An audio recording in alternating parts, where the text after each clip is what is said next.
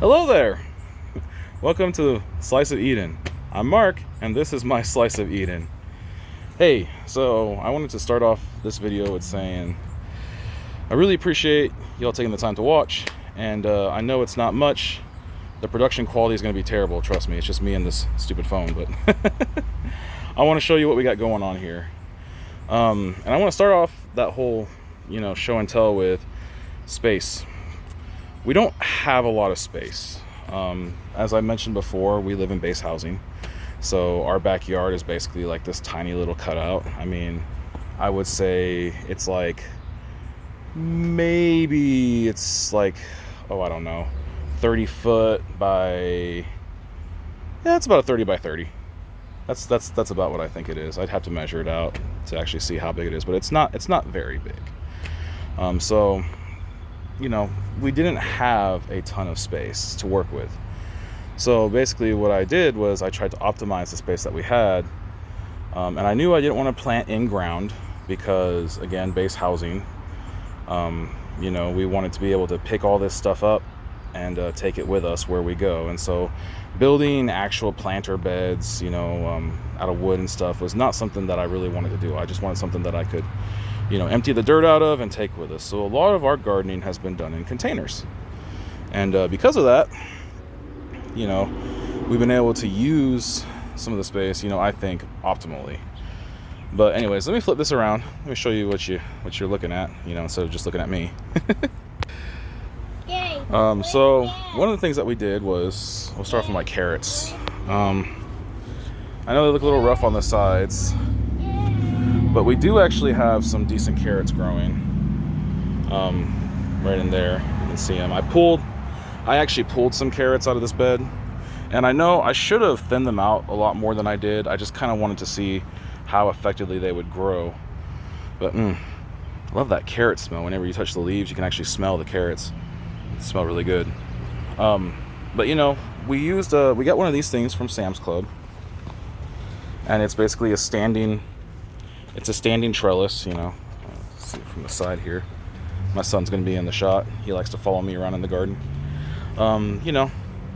Not the cheapest. It was about $100 when we got it. I think it's $109 now, inflation. But I like to grow carrots in it because carrots are kind of on the ground, and this gets them off the ground and makes it so I don't have to be on my knees all the time. But other things that we did is we got these little containers here from these were from Home Depot. For our peppers, they roll around. They're a good area. It's like a 3 foot by 3 foot kind of space. And as you can see, we've got some pepperage going on. Got some black bell peppers, some regular bell peppers. We got some what are these called? Candy cane peppers. Let me see if I can. Here's one. Aha! That one actually is ready to be picked. So, a lot of the stuff is done in regular containers too. Like my eggplants are done in these little containers right here. And yes, I know I gotta weed. Eternal weeding. I put this black tarp down so I wouldn't have to weed this garden fabric, but it's not always perfect. And so anyways, we grow different things. Like I've tried to grow cabbage. We're probably gonna do cabbage in buckets next year. And honestly, I need to do more research. Again, this is a learning channel, so I'm not perfect. I need to do more research on basically what organic things I can use to keep cabbage bugs, from chewing through my cabbage. Like this guy's got it pretty bad. Some of these cabbages, you can see they got holes in them. But anyways, my experiment with corn here. I'm trying to grow some corn. See how that goes. No sign of the beans I plant. Oh, wait, maybe. Is there beans in there? Actually, yes, sign of beans. Wow, that was fast. I planted these a few days ago, these beans, and now they're popping up. So I'm hoping the whole point of the beans was to provide support for the corn. Basically, they'll vine up around the corn and, help give it some support. Me onions. And then, of course, all the tomato plants I got. I stuck with a lot of varieties of cherry tomato this year. So, and then potatoes in buckets. Potatoes in buckets. Guys, I will tell you, one of the easiest things that you could ever grow is a potato. You literally get a 5-gallon bucket, poke some holes in the bottom of it, throw a few spuds in there, cover them with a bit of dirt, and then let them grow until the stem and the leaves are outside of the bucket, you know, over the top, and then you backfill it in.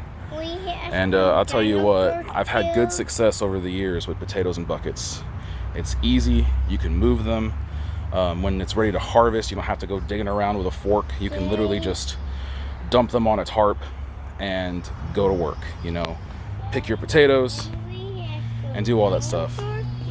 As you can see, I've got peas over here that are starting to, you know, actually I wanted some of these to harden off. I've been picking them pretty regularly. We've had a pretty decent harvest of them, and I still will pick some of these, but I do want some of them to kind of go all the way to seed, you know, full pea pods that are hardened off and ready to go for next year. I love these potatoes, by the way. These little flowers on the potatoes are just beautiful. They're a cool flower. But yeah, this is the space that we have. I mean, we don't have a ton of space, so I've tried to optimize space. I've got a front area too where we grow blueberries and other, you know, things, mostly flowers, but blueberries. See, I love the fact, you know, it's interesting. These cucumber plants I planted a few weeks ago, and they were really slow to get started, but once they actually got going, they're going. I'm gonna have to redirect this one a little bit though, because these potatoes have flopped over my little walkway here. Whoop! Let's move that. Let me see if I can redirect this cucumber plant a little bit. They're trying to go away that I do not want them to go, so I'm going to redirect. There, better. Now it's gonna go up instead of sideways. But yeah, so anyways, like I said, this has just been a little short video. Just wanted to show off some of the things that we got going on. Like I said, it's not perfect. I do wish that I had a lot more space to work with, but you know, you got to use what you got. And ooh, it's starting to get hot. Let's go stand over in the shade here. The heat of the morning. But you got to use what you got. And so, you know, scarcity is coming. We already see fuel prices are really high. You know, it's one of those things where it's kind of worrying, you know, when you look out there and you wonder, okay, how is the food going to get to the market if the trucks can barely afford to move? You know, and you ask those questions. Oop, here, I see some interesting things over here. We got some tomatoes to pick. Oh gosh, let me see here. Oh, I know, not really good camera angles. Oh yeah, okay. So these guys out. Ooh. So I love these little tomato bushes, by the way. This is a tomato variety that I got at Home Depot. Ezra, please don't pick the tomatoes unless I tell you to. Okay, buddy?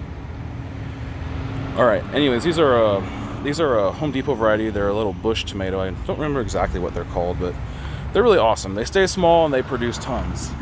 Like tons and tons and tons of tomatoes. Little bite-sized cherry tomatoes that are just perfect. You know, I will argue that there is almost nothing better in your garden than a freshly picked tomato right off the vine.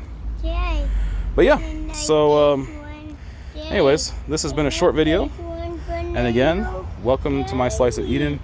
Hopefully you guys will get your slices of Eden going as well. Shalom.